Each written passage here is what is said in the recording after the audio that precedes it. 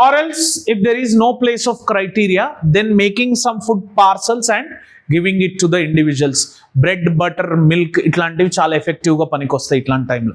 పులిహోర ప్యాకెట్లు అంటే అవి ఖరాబ్ అయిపోయి పాయిజన్ అయిపోయి ఫుడ్ పాయిజన్ జరిగి మళ్ళీ చచ్చిపోయే ఛాన్స్ ఉంటుంది. ఇక్కడ కాపాడు నువ్వు తిండి పెట్టి చంపినట్టు ఉంటుంది. ఇంకోటి, కుకింగ్ చేసేటప్పుడు మళ్ళా లీస్ట్ అండ్ మ్యాక్సిమం అవుట్పుట్ ఆలోచించాలి. మనం ఆడికి పోయి జీరా రైస్ చేయి, ఆలుగడ్డ ఫ్రై చేయి, 2 ఉడియాలు వేయించు, 2 ఆమ్లెట్లు వేసి, హాఫ్ బాయిల్ వేసి చికెన్ ఫ్రై చేసుకుందాం, ఫ్లడ్ వచ్చింది కదా చల్లగా ఉందంటే కాదు. అన్నం సాంబార్ కూడా ఏం లేదు, అన్నంలోనే పప్పు వేసింది, ఉప్పు కారం వేస్తారు, అదే కిచిడి అంటారు, అదే తినాలి. అది most available proximate food.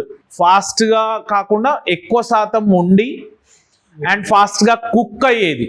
Maggi చేస్తాం, బంక చేస్తాం.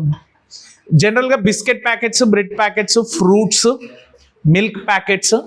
హెరిటేజ్ లాస్ట్ టైం విజయవాడలో ఫ్లడ్ వచ్చినప్పుడు ఫ్రీగా మిల్క్ ప్యాకెట్స్ పార్సల్ చేశారు సార్. సరే వాళ్ళు సిఎస్ఆర్ పరంగా చేసి ఉంటారేమో కానీ బాగానే, అదొక మంచి ఇన్సిడెంట్. అట్లా food should not be contaminated and the shelter which you are providing you have to make sure that it is highly sanitised.